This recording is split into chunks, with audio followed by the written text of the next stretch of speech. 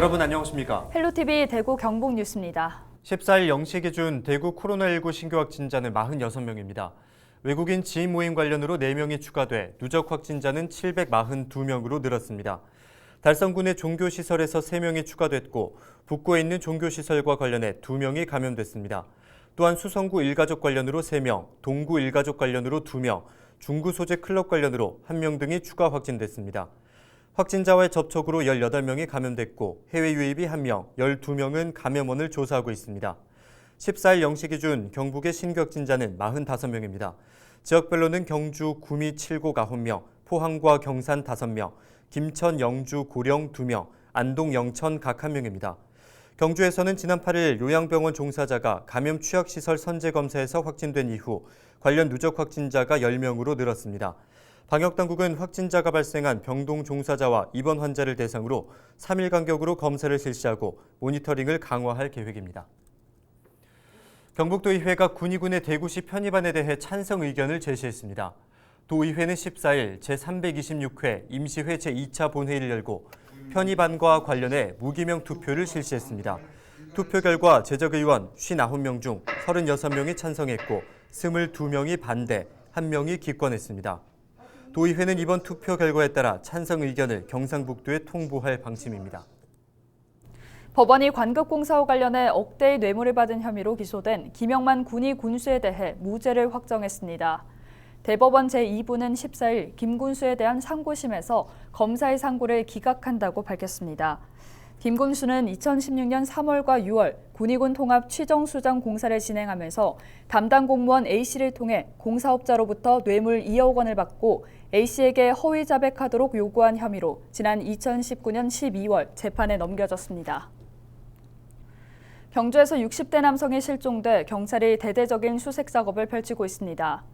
경찰은 지난 8일 새벽 A씨가 운물을 찍겠다며 집에서 나간 뒤 행방이 묘연한 상태라고 밝혔습니다. 경찰과 소방당국은 지난 9일 구어산업단지 인근에서 A씨의 차량을 발견하고 300여 명의 구조 인력을 동원해 수색 작업을 펼치고 있습니다. 경주시도 수색 상황실이 꾸려진 외동읍 제네리를 찾아 구조 상황을 점검하고 관계기관에 적극적인 협조를 요청했습니다. 제102회 전국체육대회가 구미시 일원에서 열리고 있습니다. 코로나19로 이번 체전은 무관중 경기로 치러지고 있는데요. 시민과 참가 선수 모두 즐길 수 있는 다양한 부대 행사가 마련돼 아쉬움을 달랬습니다. 특히 첨단 기술을 활용한 풍성한 볼거리와 즐길거리가 눈길을 끌었습니다. HCN 최현철 기자의 보도입니다. 최첨단 인공지능 로봇 크루저입니다. 경기장에 입장하는 사람의 체온을 확인할 수도 있고 대회 일정과 경기장 위치도 안내합니다. 운동장 주 출입구 로비에서는 로봇 물고기 미로를 활용해 축구 경기를 직접 체험해 볼 수도 있습니다.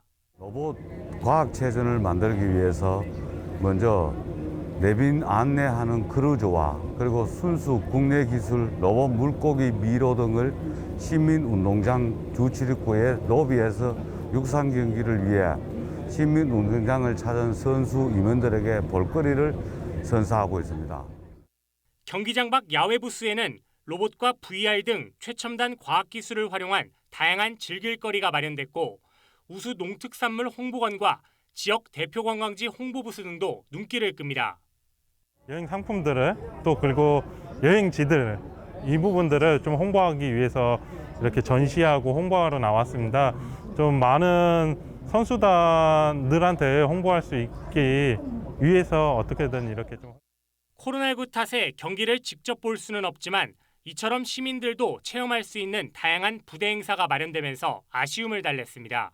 이번에 전국체전 때문에 이제 구미를 처음으로 방문하게 됐는데 코로나 때문에 체전이 축소되어서 많이 아쉽지만 이렇게 볼거리랑 즐길거리가 다양해가지고 되게 좋았던 것 같습니다. 한편 오는 17일에는 시립합창단과 시립무용단 등의 기획공연도 마련돼 체전 분위기를 이어갈 예정입니다. HCN 뉴스 최현철입니다.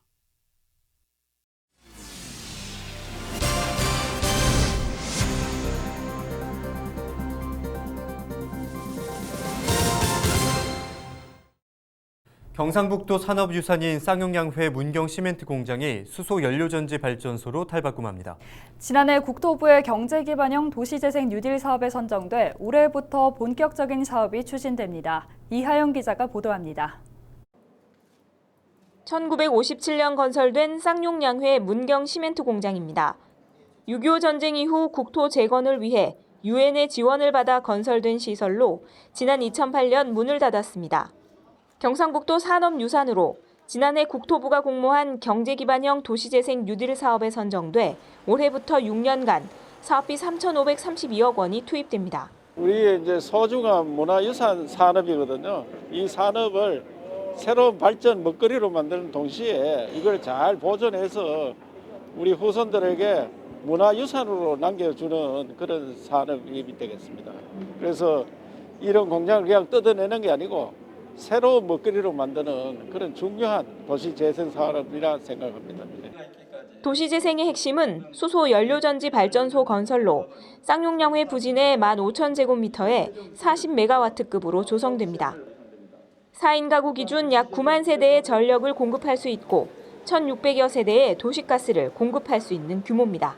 수소 연료전지는 우리가 이제 가정에서 사용하는 LNG를 그 화학적인 반응에 의해서 전기를 생산하고 나머지 일부 열을 활용해서 사용하는 그런 발전소가 되겠습니다. 수소 연료전지 발전소 외에도 다이빙파크 등 스포츠 융복합 테마시설과 다문화 소통지원센터, 글램핑장 등이 들어설 예정입니다.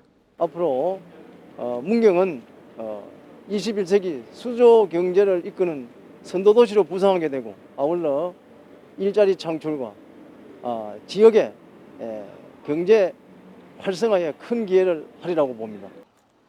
근대 산업유산을 활용한 도시재생 사업이 지역 발전의 밑거름이 될 수 있을지 주목됩니다. 헬로티비 뉴스 이하영입니다. 올해 산 청송 황금 사과가 본격 출하되고 있습니다.